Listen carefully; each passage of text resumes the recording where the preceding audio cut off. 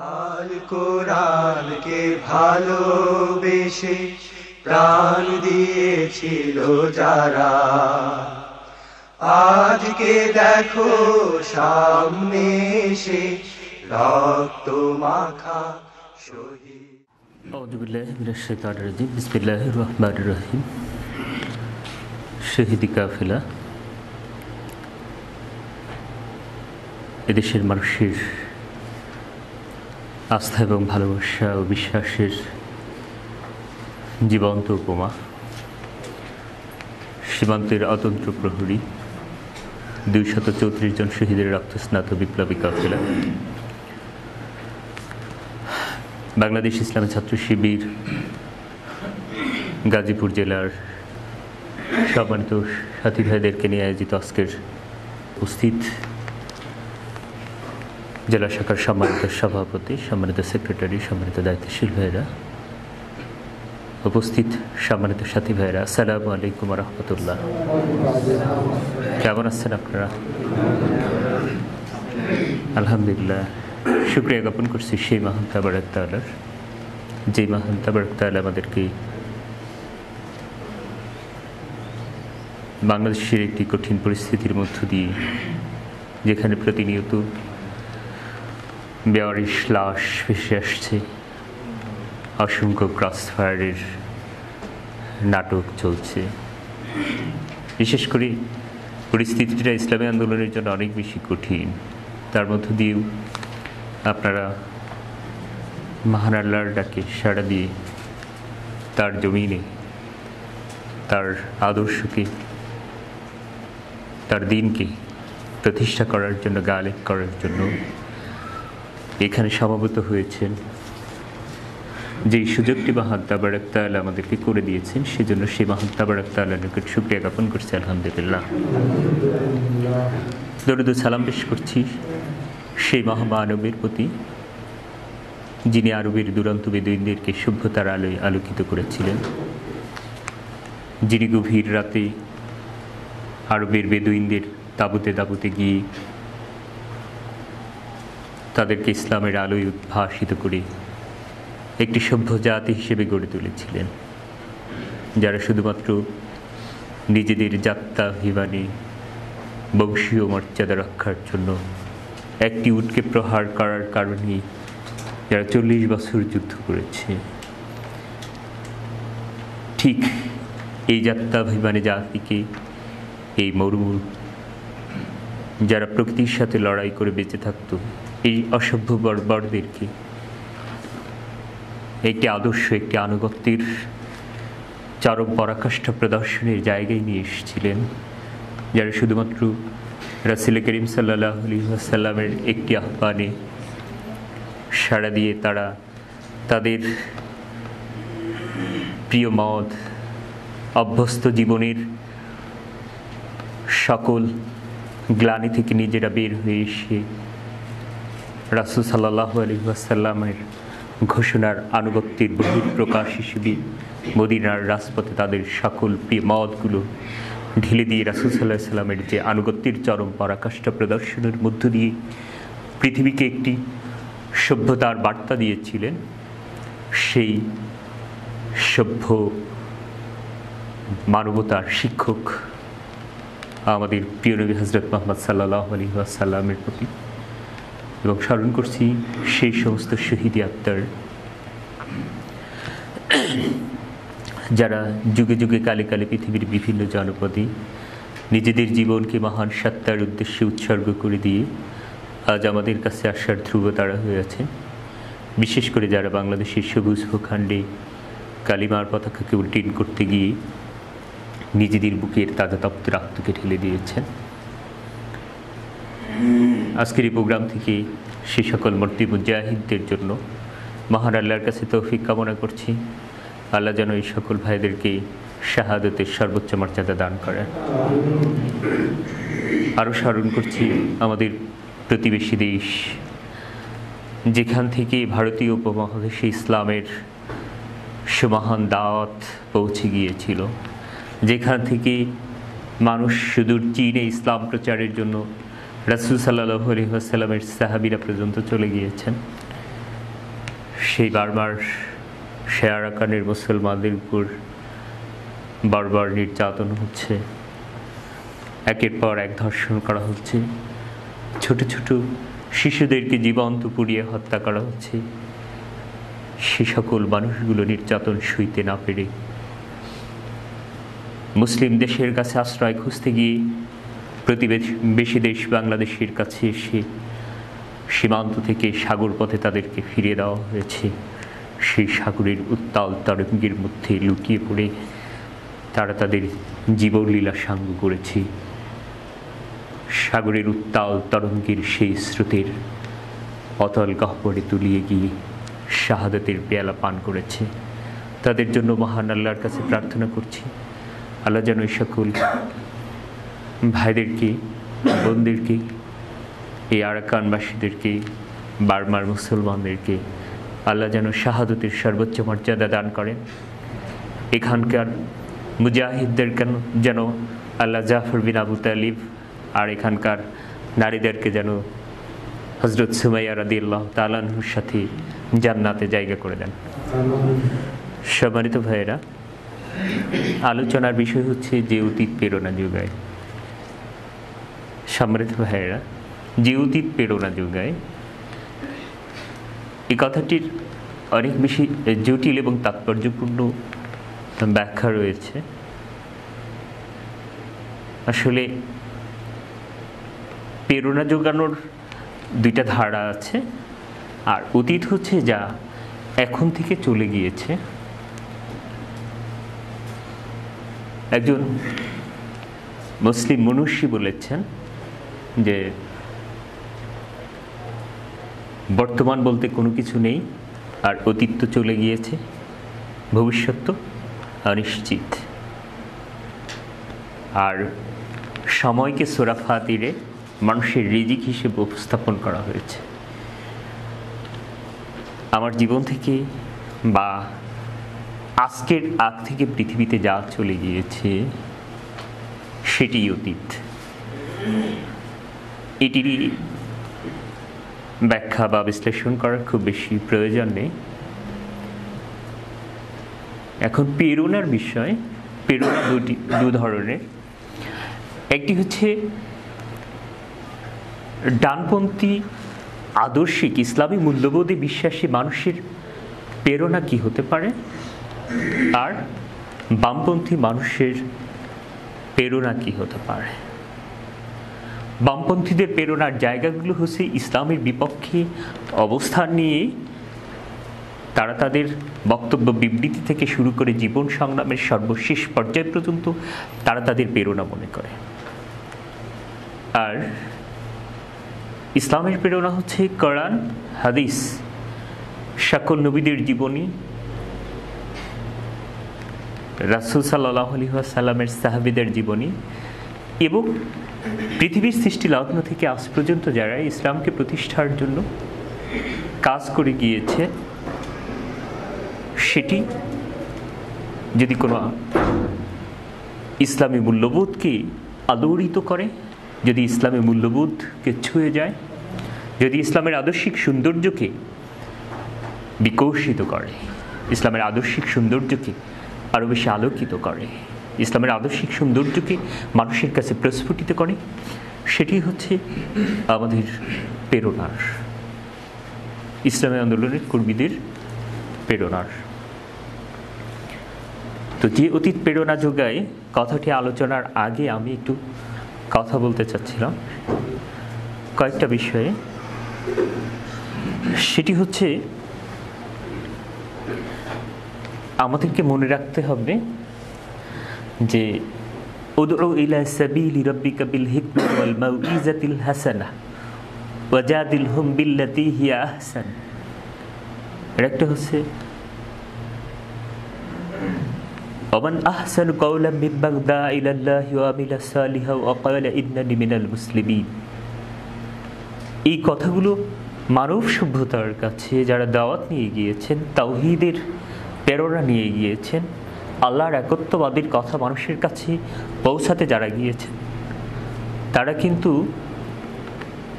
কখনো অনেক বেশি নির্যাতিত হয়েছেন, প্রত্যাখ্যিত হয়েছেন, আঘাতপ্রাপ্ত হয়েছেন। তাদেরকে বের করে দেওয়া হয়েছে সেই সম্প্রদায় থেকে, নির্যাতন করা হয়েছে, মৃত্যুর মুখোমুখি পতিত হয়েছেন, অনেককে আগুনে ফেলে দেওয়া হয়েছে, কড়াতে চেরা হয়েছে। কিন্তু তারপরেও দাওয়াতের জায়গা থেকে ডিরেক্ট কোনো রিয়্যাক্ট করা হয়নি। This is the history. যারা ইসলামকে কলঙ্কিত করতে চায়, যারা ইসলামী মূল্যবোধকে পৃথিবীতে হিংস্র হিসাবে আখ্যা দিতে চায়, যারা ইসলামকে তরবারির ছায়ায় বেড়ে ওঠা বলে, তাদের জন্য আমরা বলে দিতে চাই, কখনো কোনো নবী দেখাতে পারবেন না, কখনো কোনো মনীষী দেখাতে পারবেন না যারা প্রকৃত ইসলামকে উপস্থাপন করেছেন। তারা কেউ দাওয়াত দিতে গিয়ে নির্যাতিত হয়েছেন, প্রত্যুত্তরে তাদের উপর প্রতিশোধ গ্রহণ করেছেন। এটি পৃথিবীর কোথাও নেই, কোনো ইতিহাস বলতে পারে না। ঠিক তারই আলোকে 1926 সালে আবেগতাড়িত একজন মুসলিম দ্বারা ভারতবর্ষের হিন্দু স্বাধীনতা আন্দোলনের, হিন্দু শুদ্ধি অভিযানের অন্যতম প্রবক্তা নেতা স্বামীজি শ্রদ্ধানন্দ নিহত হওয়ার পর মহাত্মা গান্ধী বলেছিলেন যে ইসলাম এমন একটি পরিবেশে জন্মলাভ করেছে, বেড়ে উঠেছে, যার সকল সিদ্ধান্ত তরবারি দেওয়া হতো এবং এখন পর্যন্ত তা দেওয়া হচ্ছে। এটি বলে মূলত ইসলামকে তিনি খাটো করার চেষ্টা করেছেন। কিন্তু বাস্তব কথা হচ্ছে, ইসলামের আদর্শিক সৌন্দর্য দিয়ে ইসলাম পৃথিবীতে প্রতিষ্ঠিত হয়েছে, ইসলামের আদর্শিক সৌন্দর্য দিয়ে ইসলাম পৃথিবীতে বিকশিত হয়েছে। এবং এটি অনেক বেশি গবেষণার পর পৃথিবীতে সবচেয়ে শান্তির ধর্ম হচ্ছে ইসলাম। সেলমন এ ধাতু থেকে উৎপত্ত একটি শব্দ, মিজানে এটিকে বলা হয়েছে শান্তি। সুতরাং যারা ইসলামকে ভিন্নভাবে ব্যাখ্যা করতে চান, আমরা তাদেরকে বলবো যে ইসলামকে গবেষণা করুন, ইসলামকে জানুন, ইসলামের আদর্শিক সৌন্দর্যের দিকে তাকিয়ে দেখুন, তাহলে এই সৌন্দর্যটি আপনারা উপলব্ধি করতে পারবেন। সম্মানিত ভাইয়েরা, সকল নবী কোন দাওয়াত দিয়েছেন? একই দাওয়াত দিয়েছেন। সেটি একটি দিন, শারা'a লাকুম মিনাদ-দীনি মা ওয়াসা বিহি নূহা ওয়াল্লাযীনা আওহাইনা। জি, সকল নবী একমাত্র দ্বীনের পথে, একই দিনের, একই তাওহীদের, একই বিশ্বাসের কথা পৃথিবীর মানুষের কাছে বলে গিয়েছেন, একই দিনকে প্রতিষ্ঠা করতে চেয়েছেন। প্রতিষ্ঠা করার জন্য তারা প্রাণান্তকর চেষ্টা চালিয়ে গিয়েছেন। আমরা সেই দিনের কথাই বলবো ইনশাআল্লাহ। সম্মানিত ভাইয়েরা, আমরা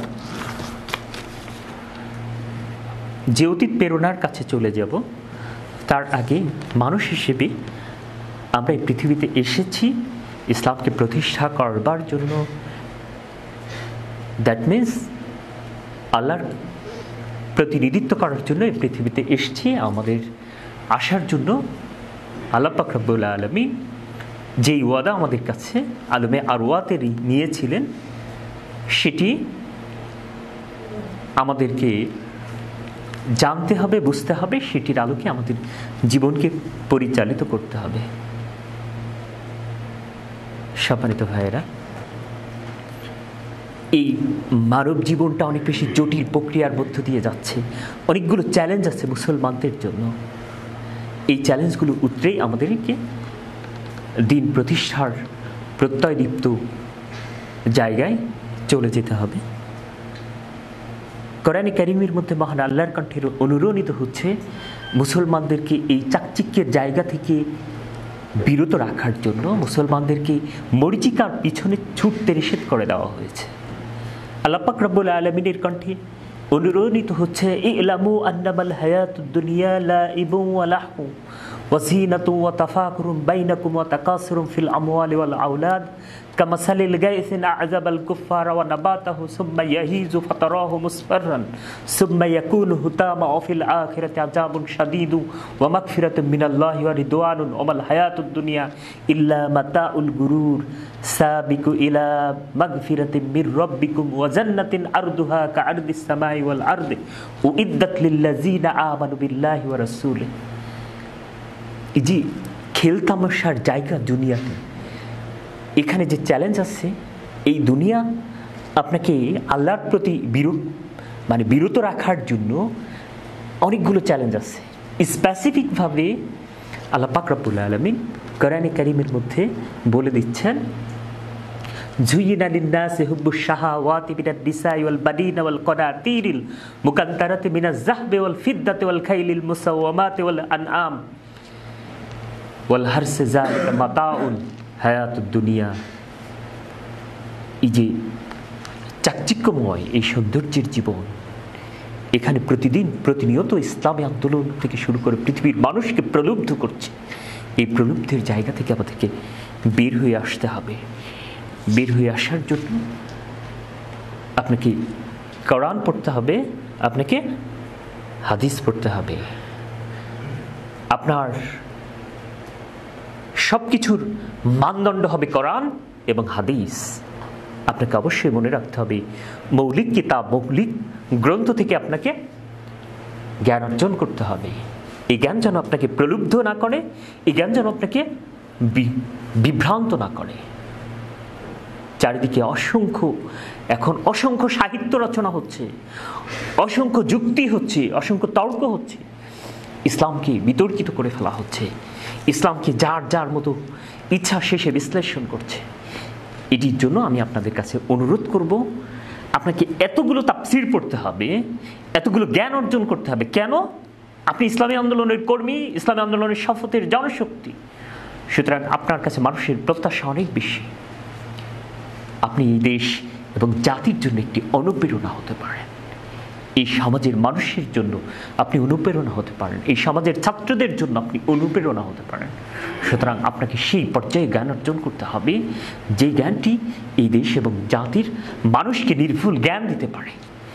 আপনি এই সমাজে পথ চলতে হলে আপনার জ্ঞান যেন আপনাকে প্রলুব্ধ না করে, এই বিষয়টি আপনাকে মাথায় রাখতে হবে। এর জন্য ন্যূনতম আপনাকে 20টা তাফসীর আপনাকে পড়তে হবে। এরপরে সাথে আপনাকে মাথায় রাখতে হবে, যদি সুযোগ থাকে, তাফসিরে রিসালায়ে নূর, এরপরে তাফহিমুল কোরআন, তাফসিরে ফি জিলালিল কোরআন, ইবনে কাসির, তাফসিরে আব্বাসি। এরপর স্পেনের একটি তাফসির আছে, যেটি পৃথিবীর শ্রেষ্ঠ একটি তাফসির, আমি নামটি ভুলে গিয়েছি। এরপরে আপনাকে হাদিসের সকল খণ্ডগুলো আপনাকে পড়তে সিয়াসিত্তার সকল হাদিসগুলো আপনাকে পড়তে হবে, তাহলে নির্ভুল জ্ঞান অর্জন আপনাকে করা যাবে না। মৌলিক কিতাব থেকে আপনাকে জ্ঞান অর্জন করতে হবে। এরপরে আর রাহিকুল মাকতুম, এরপরে যতগুলো সিরাত সাহিত্য আছে, সিরাতে সরওয়ারে আলম, এরপরে পয়গাম, এরপর অন্য বই যেগুলো আছে, এরপরে যদি সুযোগ থাকে মধ্যপ্রাচ্যের ইতিহাস, আরব জাতির ইতিহাস, এরপরে নবীদের সকল জীবনী আপনাদেরকে পড়তে হবে। সম্মানিত ভাইরা, আমরা চলে যাব সেই জায়গায় পৃথিবীর সৃষ্টি লগ্ন থেকে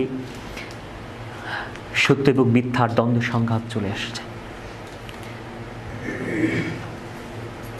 শয়তান আমাদেরকে জান্নাতের মধ্যে প্রলুব্ধ করার চেষ্টা করেছে। এরপরে পৃথিবীতে আসার পরে বংশ পরম্পরায় আমাদের শত্রুতা করছে। সত্যকে সবসময় তারা নিভিয়ে দিতে চেয়েছে। তারই ধারাবাহিকতায় নূহ আলাইহিস সালাম, হযরত ঈসা আলাইহিস সালাম, হযরত মুসা আলাইহিস সালাম, হযরত ইয়াহিয়া আলাইহিস সালাম, হযরত ইয়াহিয়া আলাইহিস সালামকে একটি গাছের মধ্যে আশ্রয় গ্রহণ করেছে। তারপরেও সেই সত্য প্রতিষ্ঠা করার জন্য নেতৃত্ব দেওয়ার অপরাধে, তাওহীদের বাণী মানুষের কাছে প্রচার করার অপরাধে তাকে জীবন্ত চিরে হত্যা করা হয়েছে। রাসূল সাল্লাল্লাহু আলাইহি ওয়াসাল্লাম একদিন বসে আছেন, বলছেন এমন একটি সময় আসবে শেষ জামানার মানুষের জন্য যে তারা যদি কোনো শাসকের কথা শুনে তাহলে তারা গোমরাহী হয়ে যাবে, পথভ্রষ্ট হয়ে যাবে, আর যদি শাসকের কথা না মানে তাহলে তাদেরকে হত্যা করা হবে, নির্যাতন করা হবে, জুলুম করা হবে। তখন সাহাবীরা বলছেন ইয়া রাসূলুল্লাহ, তখন কি করবে তারা? কাইফা নাসনাউ ইয়া রাসূলুল্লাহ? রাসূল সাল্লাল্লাহু আলাইহি ওয়াসাল্লাম বলছেন কামা সানা ঈসা ইবনে মারইয়াম আলাইহিস সালাম হুম কুতিলু বিল মিনশার ওয়া নুসিবু আলা শানকে মাউতু ফি তাআতি আলাল্লাহ। তার প্রতি যে বিশ্বাস স্থাপন করেছিল এর জন্য পূর্বের নবীরা পর্যন্ত জীবন দিয়েছেন, তাদের শরীর থেকে মাংসকে লোহার চিরুনি দিয়ে আস্তে ফেলা হয়েছে, তবুও তাদেরকে এই সত্যের পথ থেকে বিচ্যুত করা যায়নি। তারা ঈসা ইবনে মারইয়ামের অনুসারীদের মতো যদি হয় তাহলে তারা মুক্তি লাভ করবে, তাহলে তারা তাদের জন্য জান্নাত অবধারিত। সম্মানিত ভাইয়েরা, রাসূল সাল্লাল্লাহু আলাইহি ওয়াসাল্লাম যখন মক্কা ইসলাম প্রচার করেছেন, তাকে শিয়াবে আবু তালেবের মধ্যে 3 বছর বন্দী রাখা হয়েছে। বিভিন্ন সময় নামাজ পড়তে গিয়ে তার উপরে নারী ভুঁড়ি চাপিয়ে দেওয়া হয়েছে, নিশ্চিত তাকে হত্যা করতে চাওয়া হয়েছে। দারুণ নদওয়ার বৈঠক থেকে সিদ্ধান্ত গ্রহণ করে এই পৃথিবী থেকে রাসূল সাল্লাল্লাহু আলাইহি ওয়াসাল্লামকে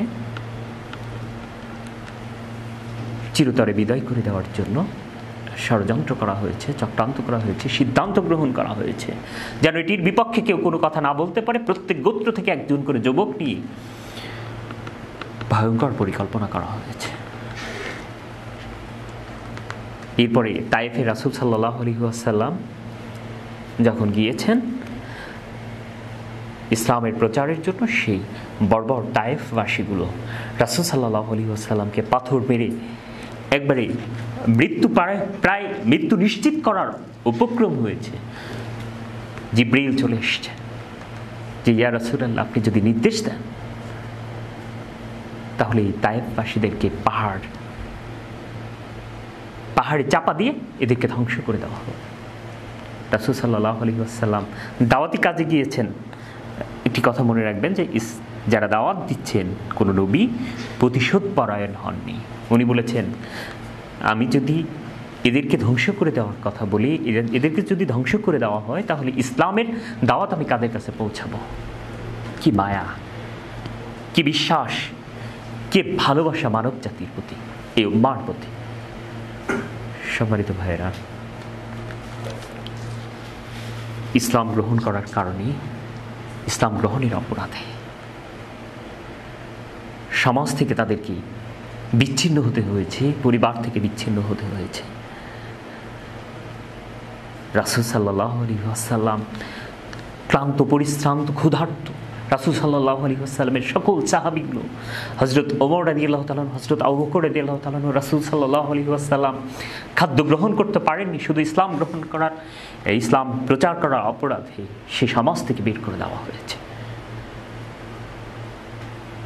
হযরত বেলাল রাদিয়াল্লাহু তাআলা যখন ইসলাম গ্রহণ করেছেন, উমাইয়া ইবনে খালফের দাস ছিলেন হযরত বেলাল রাদিয়াল্লাহু তাআলা। হযরত বেলাল রাদিয়াল্লাহু তাআলাকে ইসলাম গ্রহণ করার অপরাধে প্রতিদিন প্রচণ্ডভাবে পেটানো হতো, প্রহার করা হতো। গরম উত্তপ্ত বালির মধ্যে তাকে ফেলে দেওয়া হতো, ফেলে দিয়ে তার বুকের উপর জ্বলন্ত আঙ্গারের সেই পাথর চাপিয়ে দেওয়া হতো, যতক্ষণ পর্যন্ত রক্ত এবং মাংস গলে গলে সেই পাথরটি নিভে না যেত, ততক্ষণ পর্যন্ত হযরত বেলালকে উত্তপ্ত রৌদ্রের মধ্যে রেখে দেওয়া হতো।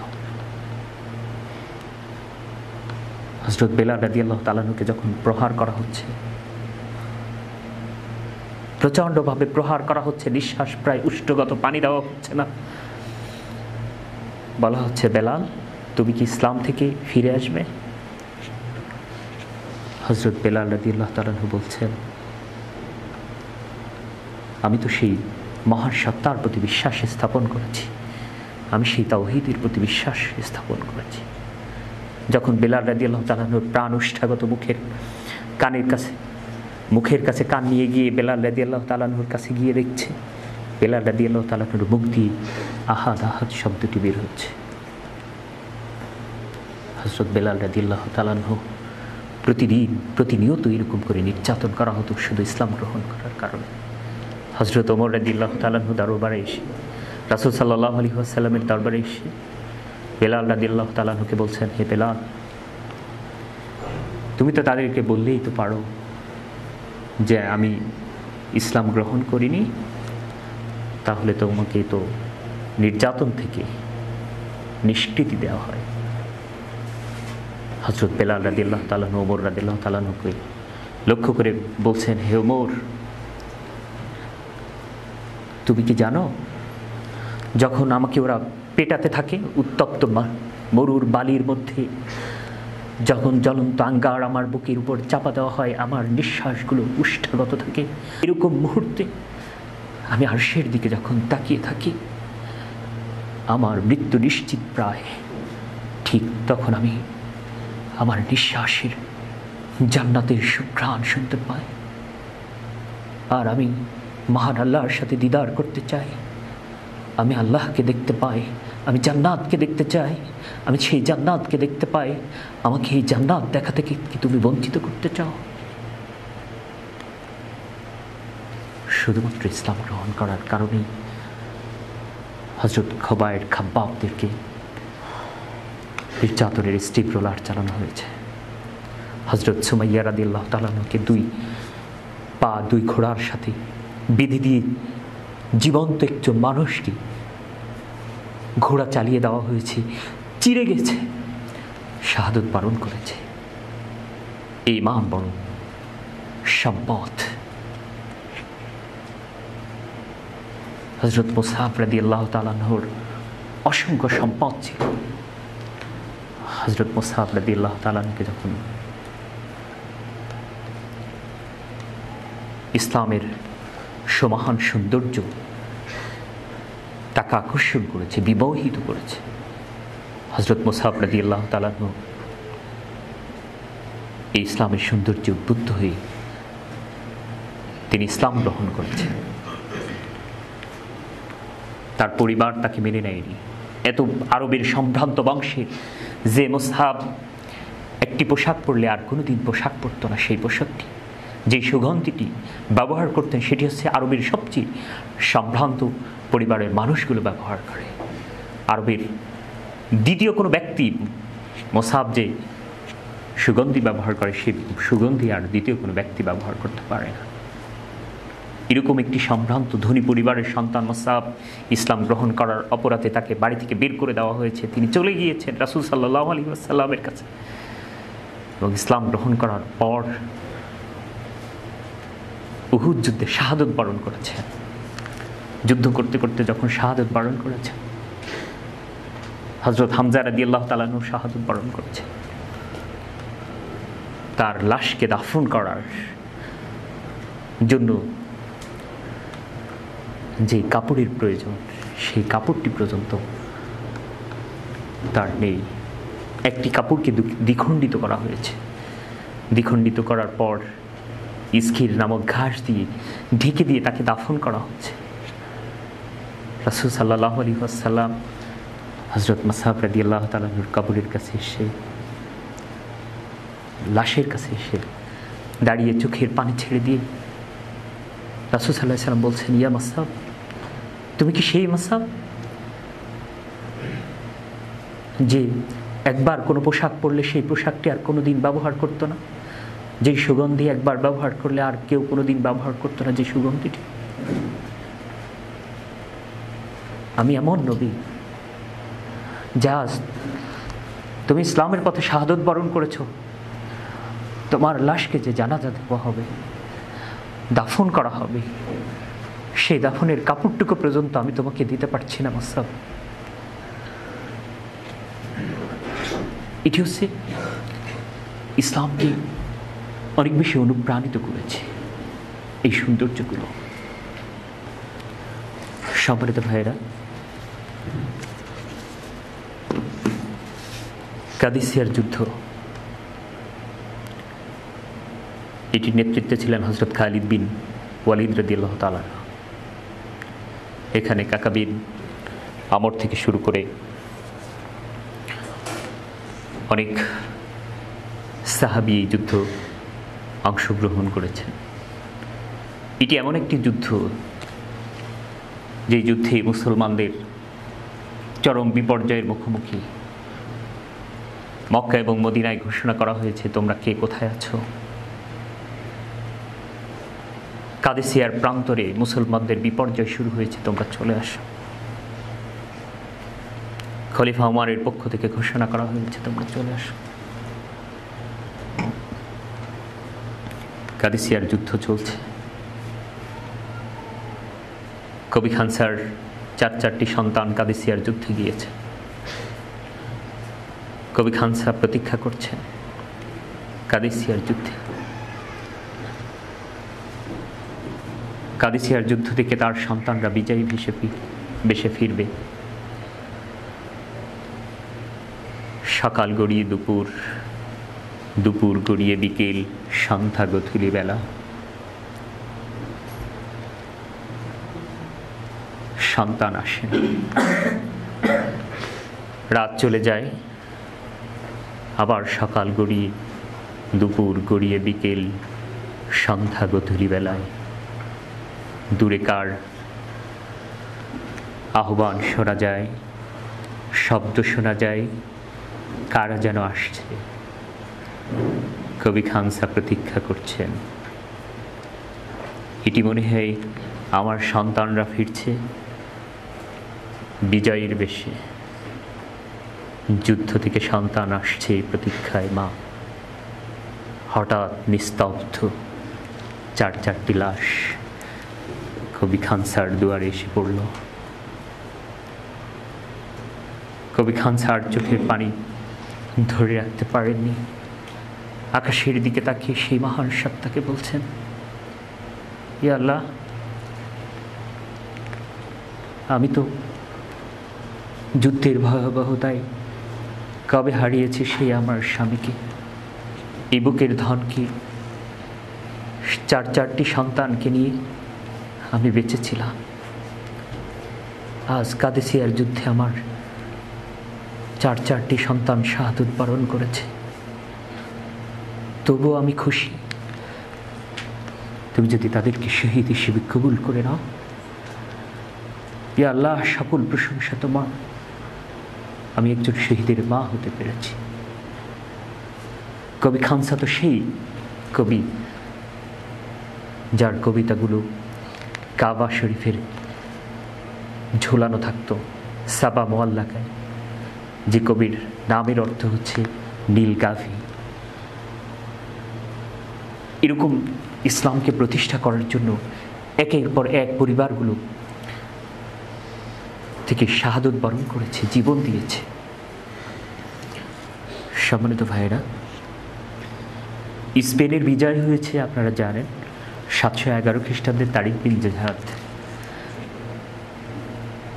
জয় করেছেন। 8টি জাহাজকে তিনি সমুদ্রের মধ্যে ডুবিয়ে দিয়েছেন। কোনো কোনো ইতিহাসের বর্ণনা এসছে তিনি 8টি জাহাজকেই জ্বালিয়ে দিয়েছেন এবং তার সাথীদেরকে সেই দাও দাও করা আগুনের দিকে তাকিয়ে নির্দেশ করে বলছে, তুমি তাকিয়ে দেখো।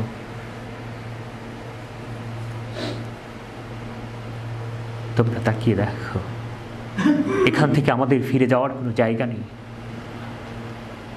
প্রিয় ভাইরা, তিনি সেদিন বলেছিলেন, আমাদের জন্য সামনে মৃত্যু অপেক্ষা করছে, পিছনে উত্তাল সমুদ্রের মধ্যে মোড়ে আমাদের জন্য মৃত্যু অপেক্ষা করছে। সামনের দিকে যে মৃত্যুটা অপেক্ষা করছে সেটি শাহাদতের মৃত্যু এবং সম্মানিত মৃত্যু।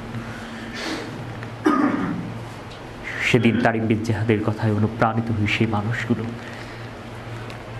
স্পেনের নির্যাতিত, নিপীড়িত, ভোগানাঙা মানুষের পাশে দাঁড়িয়ে সে জেহাদ করে ইসলামের বিজয় পতাকা উড্ডীন করেছিলেন তারিক বিন জিহাদ। একদিকে তারিক বিন জিহাদ, আর একদিকে মুসা ইবনে নুসাইর ইসলামের বিজয় পতাকা উড্ডীন করেছিলেন পশ্চিম ইউরোপ থেকে শুরু করে ইস্তাম্বুল হয়ে দামেস্কে বিজয় পতাকা থামার কথা ছিল, কিন্তু সেই পতাকাটি আর উড্ডীন হয়নি, দামেস্কে আর ফিরে আসেনি। আমার বাবা আমাকে বলেছিলেন, তুমি কি জানো মোহাম্মদ বিন কাসিমের গল্প তুমি হয়তো বলো, হয়তো মোহাম্মদ বিন কাসিম তোমার কাছে অনেক বেশি অনুপ্রেরণার। মোহাম্মদ বিন কাসিমের বিজয়ের ইতিহাস তুমি হয়তো জানো, তারিক বিন জিহাদের সেই স্পেন বিজয়ের ইতিহাস তুমি জানো, মুসা ইবনে নুসাইর আফ্রিকা বিজয়ের সেই ইতিহাস তুমি হয়তো জানো, আব্দুর রহমান বিন মৌসার বিজয়ের ইতিহাস তুমি হয়তো জানো, কুতাইবা ইবনে মুসলিমের বিজয়ের ইতিহাস তুমি জানো, কিন্তু এই সকল মানুষের জীবনের ইতিহাস সর্বশেষ পরিণতি কি হয়েছিল তুমি কি জানো? সেদিন আমি আমার বাবাকে কোনো উত্তর দিতে পারিনি, কারণ এই ইতিহাসগুলো আমার জানা ছিল না। কিন্তু ইতিহাস যখন পড়তে গিয়েছি তখন দেখেছি তারিক বিন জিহাদকে কারাগারের অন্ধকার প্রকোষ্ঠে ধুকে ধুকে মৃত্যুবরণ করতে শুধুমাত্র শাসকদের খেয়ালিপনায়, শাসকদের শক্তিমত্তার উদ্ধত আচরণের কারণে মুসলিম উম্মার এই বিজয়ী বীরদেরকে একের পর এক মুসলিম উম্মার এই বীররা হারিয়ে গেছে ইতিহাসের পাতা থেকে, এভাবেই নীরবে নিভৃতে ঝরে পড়েছে। মুসা ইবনে নুসাইর, তার উপর যে কর আরোপ করা হয়েছিল সেই কর পরিশোধ করতে করতে, ভিক্ষা করতে করতে কোনো এক বয়সের ভারে নুয়ে পড়া এই মানুষটি কোনো এক বাড়ির পাশে ভিক্ষা করতে করতে মৃত্যুবরণ করেছে। মোহাম্মদ বিন কাসিম ভারতীয় উপমহাদেশে মাত্র 10,000 সৈন্য নিয়ে ইসলাম প্রতিষ্ঠার জন্য যখন এসেছিলেন, উনি এই অঞ্চলে এমন বিজয় পতাকা উড্ডীন করেছিলেন, 1,20,000 সৈন্য তার অধীনে যুদ্ধ করছিল।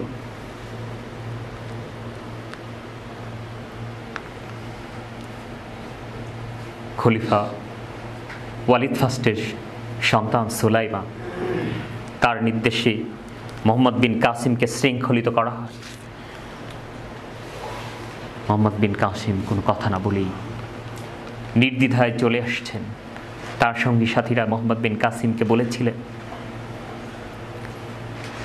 আপনার যে সৈন্য এবং যা সৈন্যবাহিনী আছে, এখানে আপনি যদি আরেকটি ইসলামিক স্টেট প্রতিষ্ঠিত করেন, ইসলাম যদি এখানে প্রতিষ্ঠিত করেন, এখানে একটি সাম্রাজ্য যদি প্রতিষ্ঠা করেন, তাহলে কেউ আপনাকে এখান থেকে পরাভূত করতে পারবে না।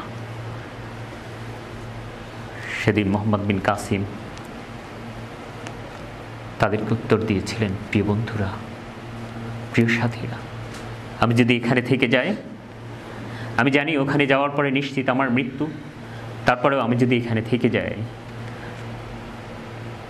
তাহলে মুসলিম বিশ্ব বিভক্ত হয়ে যাবে, আর এই মুসলিম বিশ্ব বিভক্ত হয়ে গেলে আনুগত্যহীনতার দায়ভার নিয়ে কাল কিয়ামতের দিন মহান আল্লাহর সামনে আমাকে দাঁড়াতে হবে। আমাকে মুসলিম বিশ্বের খলিফা আমাকে নির্দেশ দিয়েছেন, সেটি যাই হোক না কেন আমাকে তার কাছে যেতে হবে। সেদিন মোহাম্মদ বিন কাসিম সেই 17 বছরের তরুণ যুবক, সবার সামনে তাকে শৃঙ্খলিত করে নিয়ে আসা হয়। প্রতিমধ্যেই একটি রাত যাপন করার জন্য তিনি তার সৈনিকরা বললেন, মাত্র অল্প কিছু সৈনিক তার সাথে আছে, তারা বলছে যে আপনি এখন আপনার স্ত্রীর সাথে দেখা করে আমাদের সাথে আসতে পারেন। তিনি তার স্ত্রীর সাথে যখন দেখা করতে যাচ্ছেন, দেখা করে যখন সুবে সাদিক হচ্ছে, যখন চলে আসছেন, স্ত্রী তার পথে পানির দিকে চেয়ে আছে। স্ত্রীর দিকে তাকিয়ে মিষ্টি হেসে বলছে, আর কোনো দিন হয়তো বা নাও দেখা হতে পারে। স্ত্রী তার দিকে তাকিয়ে আছে, টপ টপ করে তার চোখ দিয়ে পানি পড়ছে। মোহাম্মদ বিন কাসিম চলে আসলেন, সে আকাশের মালিকের দিকে তাকিয়ে আছে। একটি পর্যায়ে মোহাম্মদ বিন কাসিম সেই শাসক গোষ্ঠীর কাছে যখন চলে আসলেন, সেখানে নির্দেশ দেওয়া ছিল জল্লাদকে যে তাকে যেন কতল করা হয়, তাকে যেন শিরচ্ছেদ করা হয়। মোহাম্মদ বিন কাসিমের সেই অনুগত সাথীরা, তাদের মধ্য থেকে একজন বন্ধু দুরন্ত গতিতে ওমর বিন আবদুল আজিজের কাছে এসেছিলেন। ওমর বিন আবদুল আজিজের কাছে যখন বলা হলো যে মোহাম্মদ বিন কাসিম কিরকম করে নিয়ে আসা হয়েছে, তিনি আনুগত্যের চরম পরাকাষ্ঠা প্রদর্শন করে খলিফার প্রতি, মুসলিম বিশ্বের খলিফার প্রতি আনুগত্য করে তিনি চলে এসেছেন।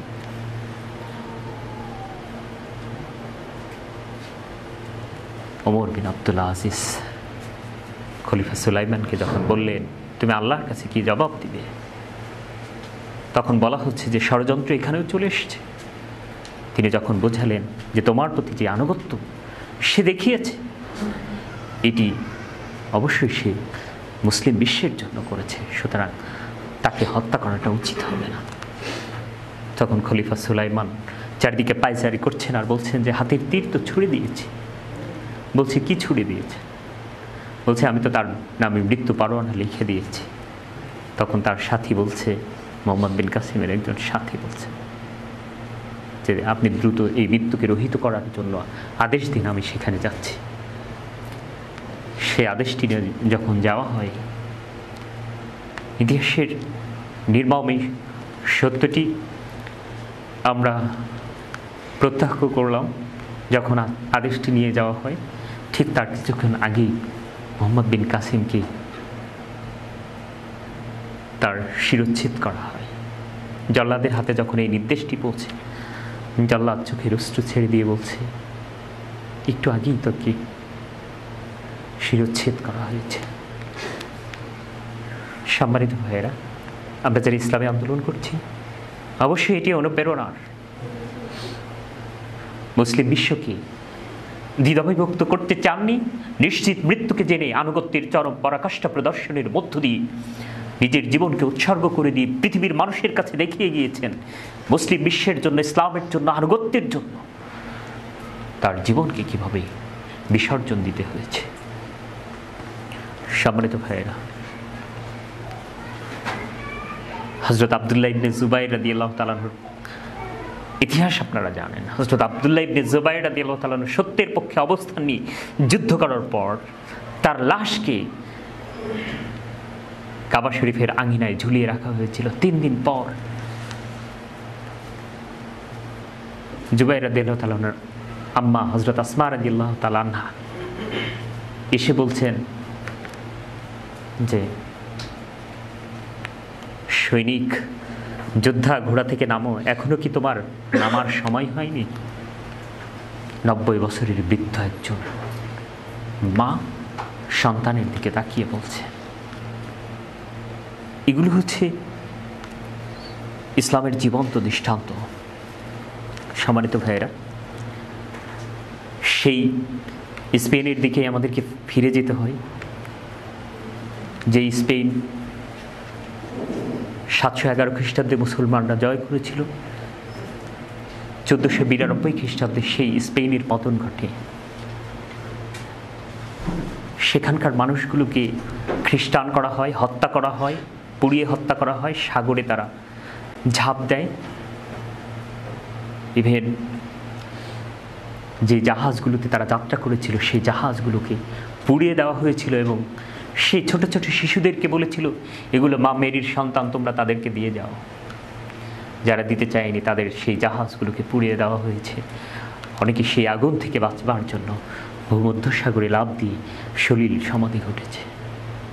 সম্মানিত ভাইয়েরা, অসংখ্য মানুষ হিজরত করেছে, বাঁচার চেষ্টা করেছে, বন জঙ্গলে গিয়ে লুকিয়ে গিয়ে কখনো কখনো গোলাম বা দাসত্বের জীবন বেছে নিয়েছে।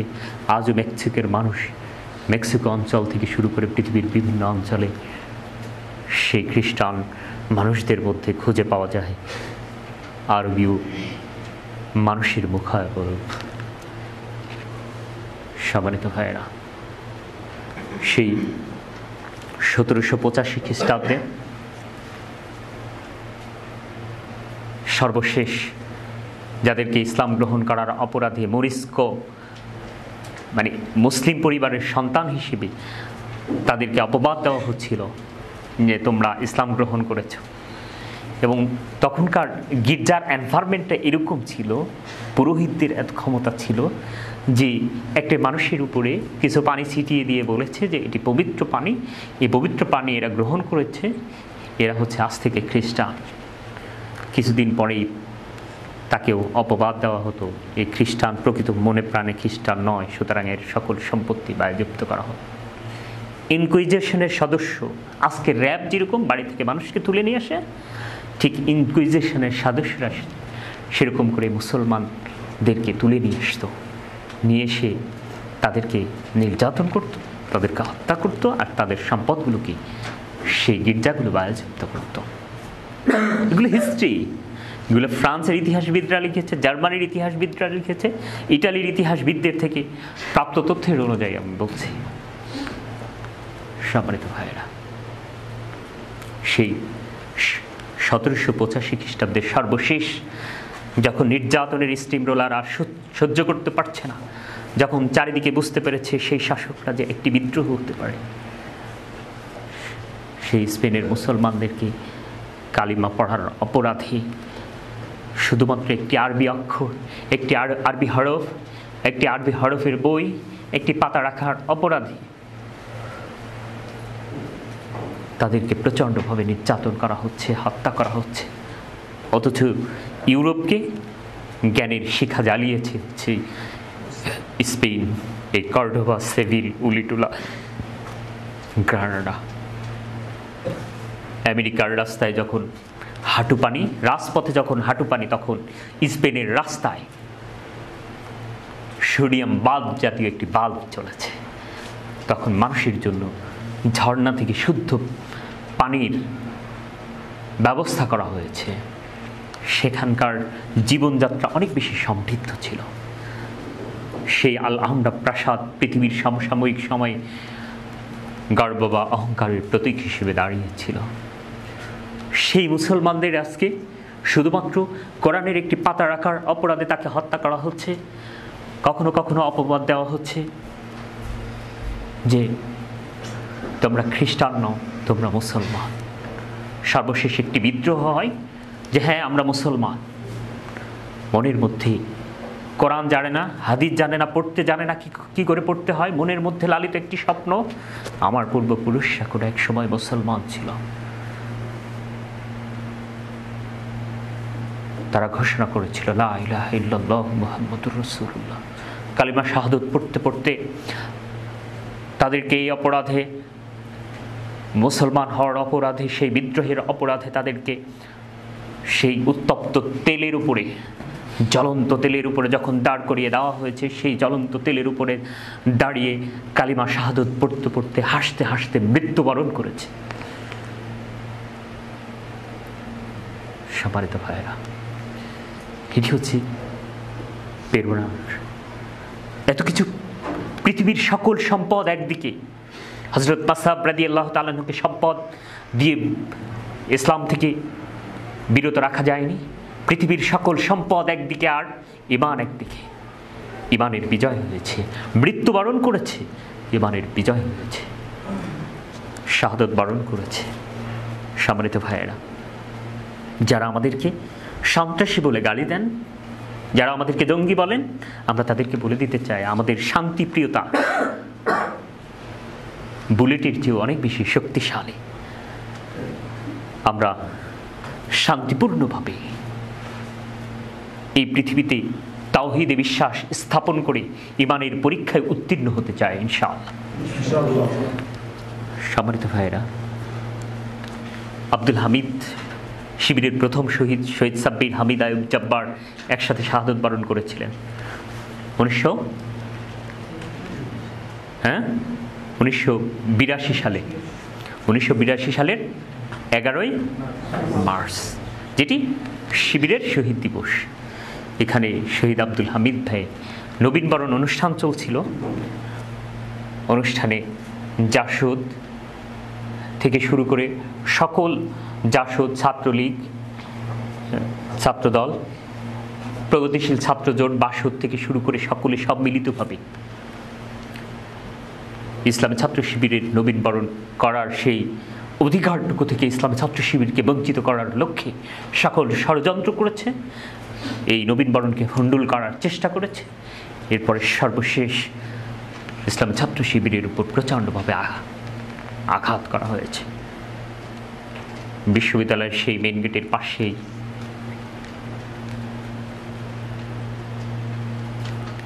যে ক্যান্টিনটি ছিল, সেই ক্যান্টিনের মধ্যে শহীদ হামিদ ভাই যখন আশ্রয় গ্রহণ করেছে, হামিদ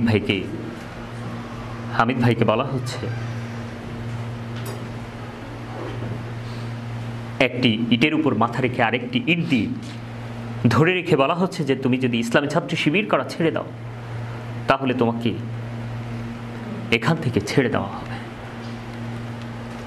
শহীদ আব্দুল হামিদ ভাই সেদিন বলেছিলেন, আমি যে সত্যির সন্ধান পেয়েছি, আমি যে বিশ্বাস হৃদয়ে লালন করছি, আমি যে কালিমার সন্ধানে আমি যে বিশ্বাস নিয়ে বেড়ে উঠেছি, সেই বিশ্বাসকে আমি পরিত্যাগ করতে পারবো না। এরপরে তাকে বলা হচ্ছে, তুমি কি জানো এটির পরিণতি? বলছে, আমি জানি। আমাকে একটি ইটের উপর মাথা রেখে আরেকটি ইট দিয়ে যখন থেতলে দেওয়া হবে, আমার মাথার মগজগুলো যখন বের হয়ে যাবে, গলে পড়বে, কোনো একটি সময় যখন বৃষ্টি হবে, এই মগজগুলো ঘাসের সাথে মিশে পানির সাথে মিশে পুরো বিশ্ববিদ্যালয়ের আঙিনা চত্বরগুলোকে সজীব করবে। সবগুলো ঘাসের সাথে আমি জীবন্ত হয়ে থাকবো। যেদিন রাজশাহী বিশ্ববিদ্যালয়ে নারায়ে তাকবীর স্লোগান উচ্চারিত হবে, সেই ঘাসের সাথে মিশে থেকে আমি নারায়ে তাকবীর স্লোগানের জবাব দিব ইনশাআল্লাহ। সেই মতিহারের সবুজ চত্বর এখনো শহীদ আব্দুল হামিদ ভাইয়ের স্মৃতি বিজড়িত। ইসলামী আন্দোলনের সেই সবুজ মতিহারের চারণ ক্ষেত্র এখনো ইসলামী আন্দোলনের জন্য কথা বলে।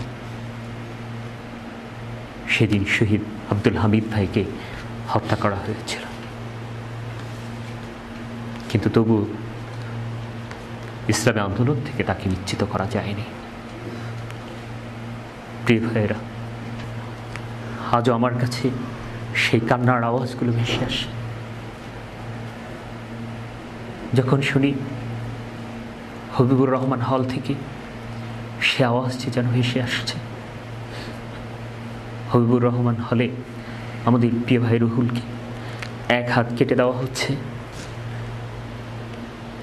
এক হাতের আঙ্গুলগুলো কেটে দেওয়া হচ্ছে, পায়ের উপরে দুইটা চেয়ারের উপরে পা রেখে রড দিয়ে পিটিয়ে ভেঙে ফেলা হচ্ছে। রুহুল ভাই আমাকে ফোন করছেন, ভাই আসেন, আমাকে নিয়ে যান, আমাকে উদ্ধার করেন। আমি সেই রুহুল ভাইয়ের আহ্বানে সাড়া দিতে পারিনি। যখন শুনি রাজশাহী বিশ্ববিদ্যালয়ে রাসেলকে পা কেটে দিয়েছে শুধুমাত্র ইসলামী আন্দোলন করার অপরাধে, যখন রাসেল আমার সামনে খুঁড়িয়ে খুঁড়িয়ে সে পা কাটা পা নিয়ে আমার সামনে আসে, নিজেকে অনেক বেশি অপরাধী মনে হয় যে রাজশাহী বিশ্ববিদ্যালয়ের ক্যাম্পাসে দায়িত্ব পালন করেছি। যদি কোনো সাথীর গায়ে গুলি লাগে, সেই গুলিটি সর্বপ্রথম আমার গায়ে লাগার কথা ছিল। যদি কোনো সাথীকে আঘাত করা হয়, সেই আঘাতটি সর্বপ্রথম তামাক করার কথা ছিল। আমাদের ভাইদেরকে একের পর এক পিটিয়ে পিটিয়ে যখন রক্তাক্ত করা হচ্ছে, যখন চারিদিক থেকে ছাত্রলীগ ঘিরিয়ে নিয়ে একের পর এক মারছে, আমাকে ফোন করছে, ইয়ে ভাই আসেন। বিশ্বাস করেন, আমি তাদের সে আহ্বানে সাড়া দিতে পারিনি। আজ একান্ত নিভৃতে যখন ভাবি, তখন নিজেকে অনেক বেশি অপরাধী মনে হয়। সম্মানিত ভাইয়েরা, আজ হঠাৎ করে মনে পড়ে গেল রাজশাহী বিশ্ববিদ্যালয়ের 1993 সালের 6 ফেব্রুয়ারির সেই কথা। অনেক চড়াই উতরাই, অনেক কষ্টের উপর, অনেক শহীদের রক্তের উপরে দাঁড়িয়ে আমাদের এই সংগঠন, এই সবুজ মতিহার চত্বর, ভালো লাগা ভালোবাসার জায়গা, যেখান থেকে প্রতিদিন নারী তাকবীর স্লোগান উচ্চকিত হতো। সেই প্রিয় ক্যাম্পাস আমাদের ভাইরা কি করেনি? ঈদের দিনে, ঈদকে কোরবানির ঈদের দিন, সকল সদস্যের ছুটিকে বাতিল করে রাজশাহী বিশ্ববিদ্যালয়ের ক্যাম্পাসে নারী তাকবীর স্লোগান উচ্চকিত করার জন্য আমাদের ভাইরা চলে গিয়েছে। আমাদের ভাইদেরকে একের পর এক প্রচণ্ডভাবে গুলি করে পাখির মতো আহত করা হচ্ছে, পঙ্গুত্ব করা হচ্ছে, হত্যা করা হচ্ছে। সর্বশেষ জোহা হল, যেটিকে অন্যরা শিবিরের মিনি ক্যান্টনমেন্ট বলে প্রচার করে, বিশ্বাস করেন মিনি ক্যান্টনমেন্ট বলে কোনো কিছু নেই, এগুলো সম্পূর্ণ অপপ্রচার। রক কাটা বলে কোনো শব্দ নেই, এগুলো সম্পূর্ণ অপপ্রচার। সেই জোহা হলে 1993 সালের 6 ফেব্রুয়ারি আমাদের ভাইদেরকে যখন সব ভাইয়েরা আহত, জোহা হল যখন দখল হয়ে গিয়েছে মতিউর রহমান মল্লিকের নেতৃত্বে, একটি গ্রুপ যখন গোসল করে নারে তাকবীর স্লোগান দিয়ে মেইন গেট দিয়ে সামনের দিকে এগোচ্ছিল, অল্প কয়েকজন ভাই, তখন তাদের সেই আহ্বানকে দেখে অন্যরা ভয় পেয়ে গিয়েছিল। তারা দেখেছিল তাদের সাথে পাগড়িওয়ালা কোনো মানুষগুলো আসছে, ঘোড়া নিয়ে অনেকে আসছে, অনেক বড় বড় জুব্বা, পাগড়িওয়ালা সাদা সাদা পাগড়ি, সাদা সাদা জুব্বা পরা মানুষগুলো আসছে। সেদিন তারা ভয়ে পালিয়ে যাচ্ছিল। জোয়া হলের সামনে থেকে তারা স্ট্যান্ড গান নিয়ে এমন ফায়ার করছিল, আমরা শুনেছি আমেরিকান একজন জেনারেল যখন আসেন,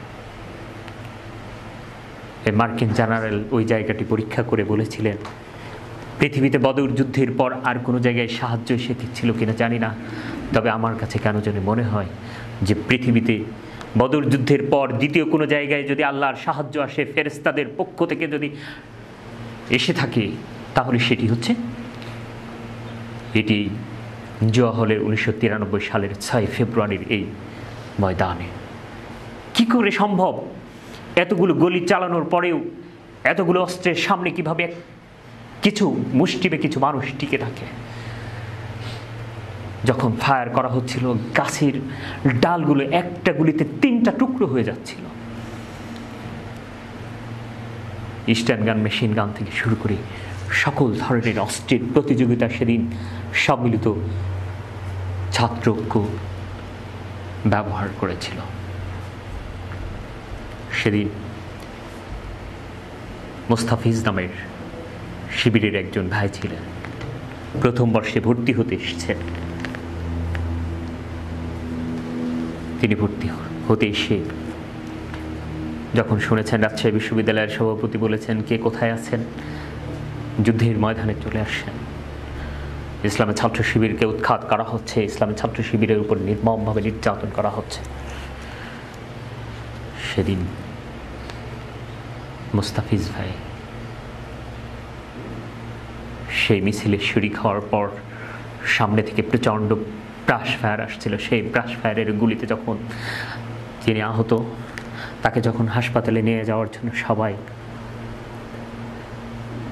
দৌড়াদৌড়ি ছোটাছুটি করছে, উনি ডেকে বললেন, ভাই শুনে, আমার জন্য ডাকাডাকি করা দরকার নেই, আমাকে হাসপাতালে নেওয়া দরকার নেই।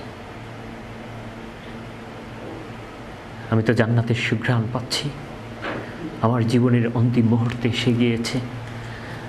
আপনার বিশ্ববিদ্যালয়ের সভাপতিকে বলে দিবেন, আমি মতিউর রহমানকে চিনি না, আমি মতিউর রহমানকে কোনো দিন দেখিনি, আমি শুধু শুনেছি বিশ্ববিদ্যালয়ের সভাপতি মতিউর রহমান আকন্দ, তিনি নির্দেশ দিয়েছেন ইসলামী ছাত্র শিবিরেরকে কোথায় আছে আসো ময়দানে। আজ ইসলামী ছাত্র শিবিরকে উৎখাত করার সকল ষড়যন্ত্র হচ্ছে ইসলামী ছাত্র শিবিরকে উৎখাত করার জন্য ময়দানে এক বাতিল শক্তি সমাবেত হয়েছে। সেই বাতিল শক্তির বিরুদ্ধে নারে তাকবীর স্লোগান উচ্চকিত করার জন্য এই ময়দানে এসেছিলাম। তোমাদের বিশ্ববিদ্যালয়ের সভাপতিকে বলে দিও, আমি মুস্তাফিজুর রহমান যতক্ষণ পর্যন্ত জীবন ছিল ততক্ষণ পর্যন্ত তার নির্দেশ পালন করেছি, আমি তার নির্দেশে জীবন দিলাম, আমি আল্লাহর পথে চলে যাচ্ছি, আমি আল্লাহর জমিনে আল্লাহর দ্বীনকে প্রতিষ্ঠার জন্য এখানে জীবন দিয়েছি, তাকে আমার সালামটুকু পৌঁছে দিও। তিনি সেদিন আনুগত্যের চরম পরাকাষ্ঠা প্রদর্শন করেছিলেন। সম্মানিত ভাইয়েরা, আমাদের আসগর ভাই বিবাহিত ছিলেন। বিবাহিত মানুষের তো অনেক বাইন্ডিংস থাকে, অনেক জটিল এবং কঠিন। শুধু তাই না, তার স্ত্রী ছিল হযরত জাফর রাদিয়াল্লাহু তাআলা আনহুর মতো। তাইলাদ খুলিল জান্নাতা ক্বালা ইয়া লাইতা কওমি ইয়ালামু। সম্মানিত ভাইরা, আমাদের আসগর ভাই, তার ছোট্ট মেয়ে বায়না ধরেছে যে আব্বু তুমি যখন আসবে তখন আমার জন্য একটি লাল শাড়ি নিয়ে আসবে। তুমি এবার অবশ্যই বিশ্ববিদ্যালয় থেকে ফিরে আসার সময় আমার জন্য লাল শাড়ি নিয়ে আসবে। আসগর ভাই বিশ্ববিদ্যালয়ে আসলেন জুমার নামাজ পড়বার জন্য। মসজিদের দিকে অগ্রসর হয়েছেন। বাতিলের প্রচণ্ড আঘাতে আক্রমণে তিনি শাহাদাত বরণ করলেন। তার লাশটিকে যখন কবরের মধ্যে রাখা হচ্ছে চিরজন্মের জন্য, যখন সবাই বিদায় দিচ্ছে, সেই ছোট্ট মেয়েটি তার বাবাকে বলছে, আব্বু তুমি ওঠো, কথা বলো, তুমি কি লাল শাড়ি নিয়ে এসছো আমার জন্য? আব্বু তুমি উঠো, কথা বলো, তুমি কি লাল শাড়ি আমার জন্য নিয়ে এসেছ? সেই আফিফা আজ অনেক বড় হয়েছে। সেদিন আফিফার যখন বিয়ে হয়, বিয়ের সময় যখন আফিফাকে লাল শাড়ি দেওয়া হয়েছিল, আফিফা সেদিন বলেছিল, যে শাড়ি আমার বাবা আমাকে দিতে পারেনি, বিয়েতে আমি সেই লাল শাড়ি আর পরব না।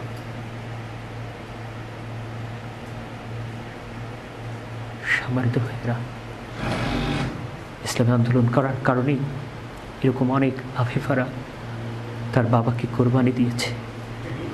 হয়তো লাল শাড়ি আর পরা হয়নি, শুধুমাত্র ইসলামিক আন্দোলন করার অপরাধেই তাদেরকে হত্যা করা হচ্ছিল।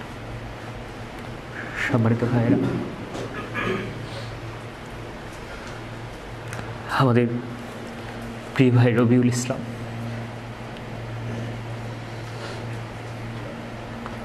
মাস্টার্স পরীক্ষা শেষের দিকে মা বলেছেন, বাবা তুই বাড়িতে আয়। মাস্টার্স পরীক্ষার আগে বিশ্ববিদ্যালয়ের সভাপতির কাছে একবার ছুটি চেয়েছিলেন। আমাদের সেই রবিউল ইসলাম ভাই 1993 সালে মায়ের কাছে মাস্টার্স পরীক্ষার আগে চিঠি লিখেছিলেন যে, মা তুমি যে কুমড়ি বড়ি বানাও, তোমার হাতের সেই পায়েস আমার কাছে অমৃত স্বাদ লাগে। মা তুমি তো বাড়িতে যেতে বলেছ, আমি দায়িত্বশীলের কাছে ছুটি চেয়েছি,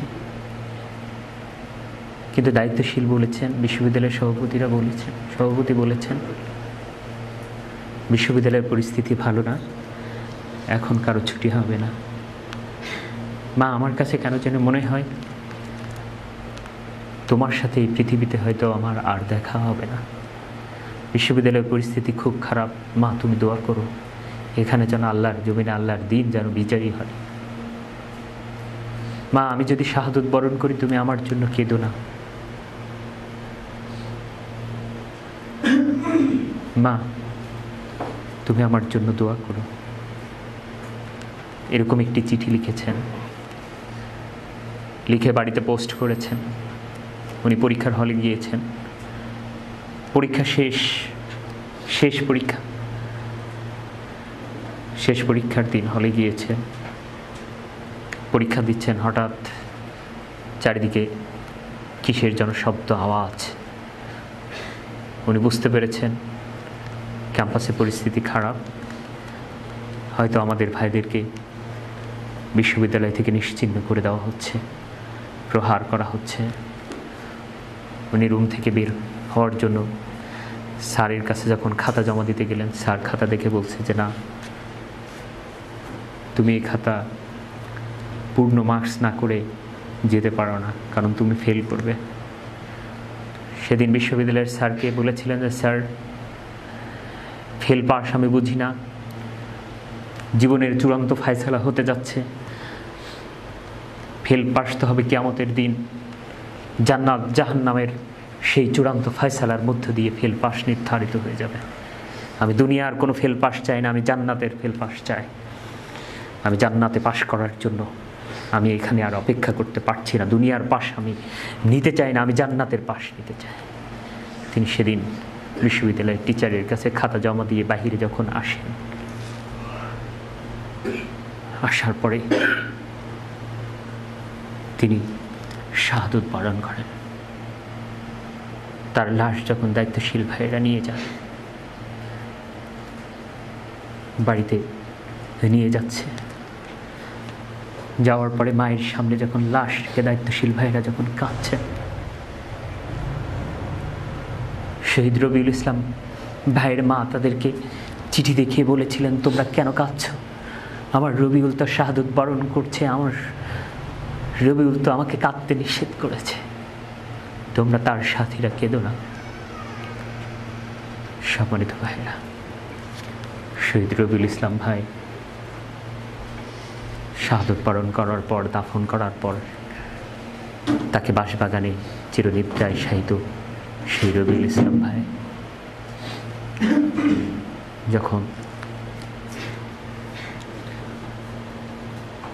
তার মা তার ছোট ভাইকে, রবিউল ইসলাম ভাইয়ের ছোট ভাইকে ডাকছে, বাবা সন্ধ্যা লেগে গিয়েছে, ঘরে আয়।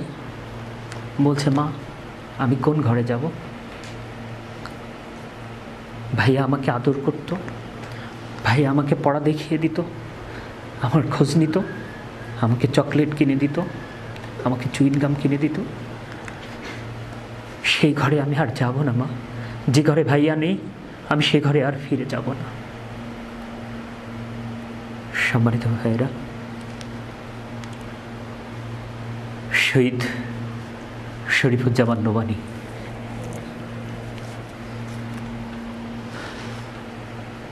রাজশাহী বিশ্ববিদ্যালয়ের শিবিরের সেক্রেটারি ছিলেন। আমি তার রুমমেট ছিলাম। আমি তাকে খুব একান্ত কাছে থেকে দেখেছি। তিনি এত বিনয়ী ছিলেন, আমি মাঝে মাঝে অবাক হয়ে যাই, এখনো চিন্তা করি। 2009 সালের 13ই মার্চ আওয়ামী লীগ সরকারের সেই উদ্ধত আচরণে আওয়ামী লীগ, তাদের ছাত্র সংগঠন, ছাত্রলীগের জঙ্গি আচরণ, সারা বিশ্ববিদ্যালয় থেকে যেন ইসলামী ছাত্র শিবিরকে এখনই শেষ করে দেওয়া হবে, উৎখাত করে দেওয়া হবে। ইসলামী ছাত্র শিবিরের উপর চূড়ান্ত নির্যাতন চালানো হচ্ছে।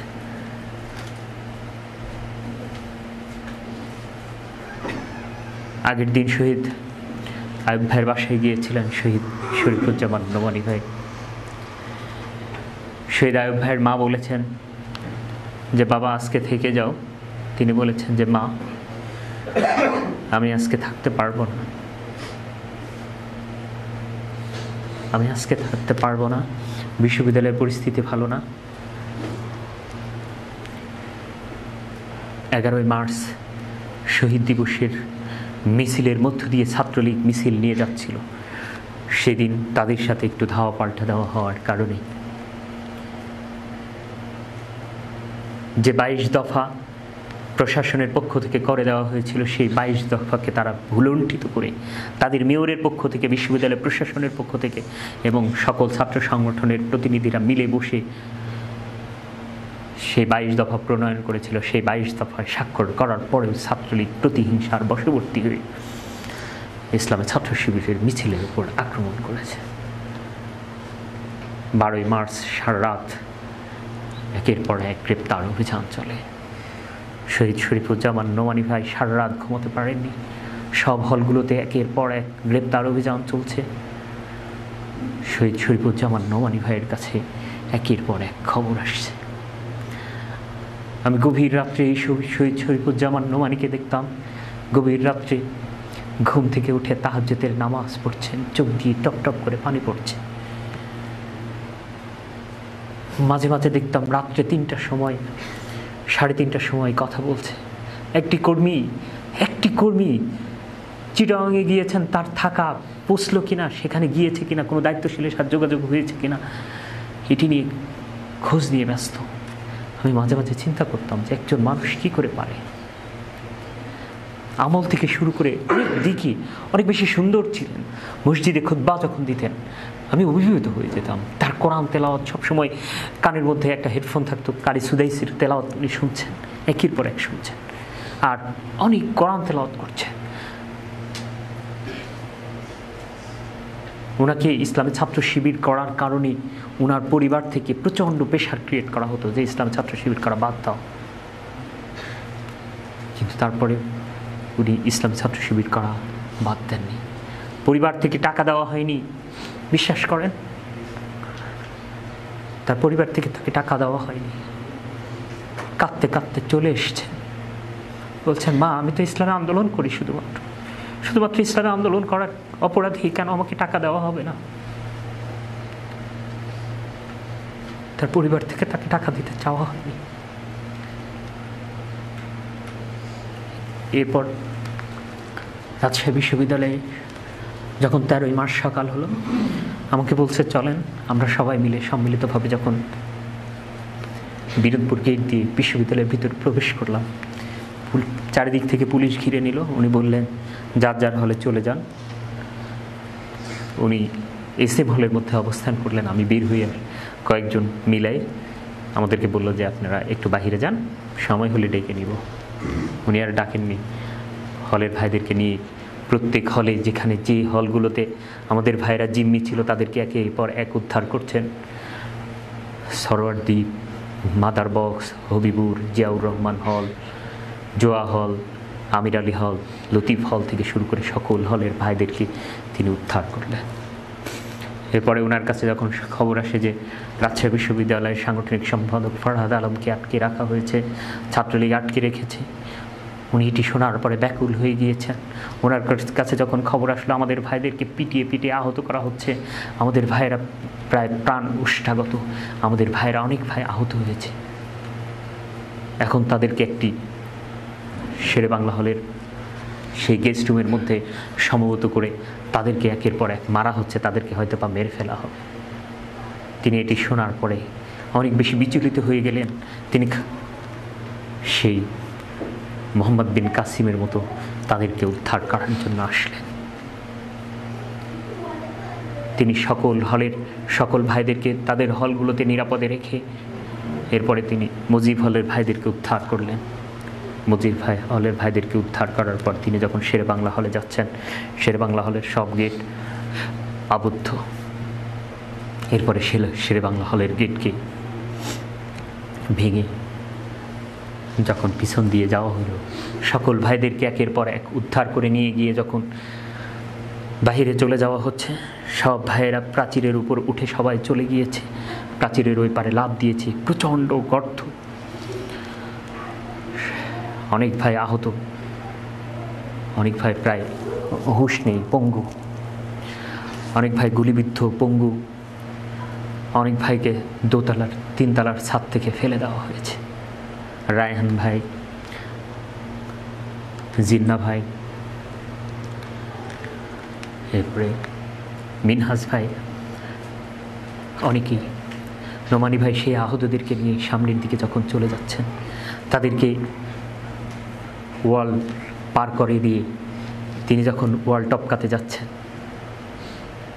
কি বিস্ময়! পিছন থেকে ছাত্রলীগ আসছে, পুলিশ আসছে, পুলিশ ফায়ার করছে, টিয়ার শেল ছিটছে, ছাত্রলীগ আসছে, ফায়ার করছে। নোমানী ভাই একা। উনি যখন একটি দেওয়ালের উপরে হাত দিয়েছেন, সামনে উঠতে যাচ্ছেন, দেওয়ালের সেই ইট ভেঙে পড়ে গেলেন। এরপরে শরীফুজ্জামান নোমানী, জানি না তার মনে কি হলো, ময়দান ছেড়ে চলে যাওয়া ঠিক না, হয়তোবা তাই দাঁড়িয়ে গেলেন। সবার সামনে যখন দাঁড়িয়েছেন, ছাত্রলীগ সবাই হতভম্ব হয়ে গেছে, এখন কি করব। এরপরে শহীদ শরীফুজ্জামান নোমানী বললেন, তোমরা মনে রেখো, তোমরা কি করছো, তোমরা যেটি করছো সেটি অন্যায়। আমি শরীফুজ্জামান নোমানী বলছি, বিশ্ববিদ্যালয়ের সেক্রেটারি। এরপরে ছাত্রলীগ যখন থেমে যাচ্ছে ভয়ে, পিছন থেকে পুলিশ বলছে, কি করছেন, সামনে আগান, মুভ। এরপরে হিংস্র হায়না, সেই আসাদ, সেই নয়ন, সেই আয়াল কবির জয়রা, ইব্রাহিম হোসেন মুনের নেতৃত্বে খুনি ভাড়াটিয়া সন্ত্রাসীদেরকে নিয়ে এসে নোমানী ভাই যখন হাত এরকম করেছেন, তখন তার একটি হাতের আঙ্গুল কেটে দেওয়া হয়। এরপরে তার মাথায় দ্বিখণ্ডিত করে দেওয়ার জন্য মাথায় কোপ দেওয়া হয়। সেই কোরআনের একজন বিশ্বস্ত প্রেমিককে এভাবেই আহত করা হলো। শহীদ শরীফুজ্জামান নোমানীর মা বলছেন,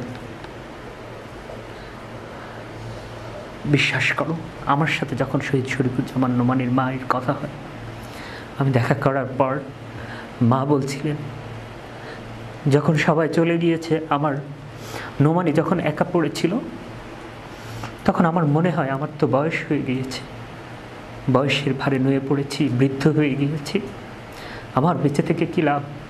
যখন আমার সন্তানের মাথার উপর কোপ দিচ্ছিল, তখন আমি যদি থাকতাম, বলতাম, তোমাদের যদি এত আক্রোশ হয় ইসলামের কারণে, শহীদ শরীফুজ্জামান নোমানী আমার কলেজার টুকরো, আমার ছোট ধন, আমার বুকের ধন, সব ছোট সন্তান, ওকে মেরো না, ওকে মেরো না, ওর বদলে আমাকে মেরে তোমরা ক্ষত বিক্ষত করো, আমাকে দ্বিখণ্ডিত করে দাও, তবু আমার কলিজার ধন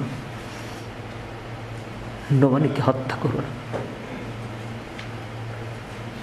আজ নোমানী টাকার জন্য মায়ের কাছে আর বলেন,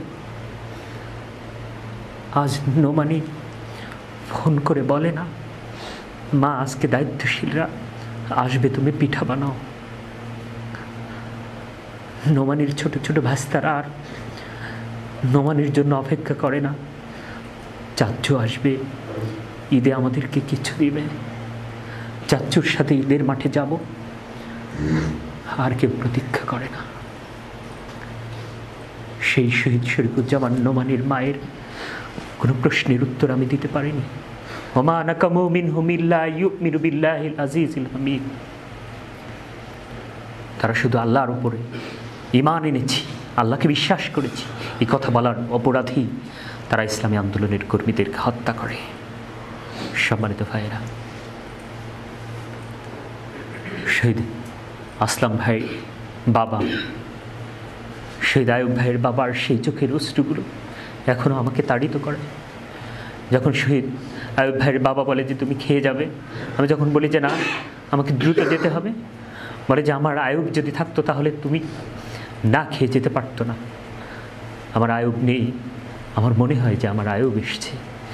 যখন শহীদ মুস্তাফিজ ভাইয়ের বাসায় গিয়েছি, তার বাবা বলে যে আজ মনে হয় আমার মুস্তাফিজ এসছে, আমাকে জড়িয়ে ধরে আদর করে বলছে, আজ আমি প্রশান্তি পাচ্ছি, আজ মনে হয় আমার মুস্তাফিজ এসছে।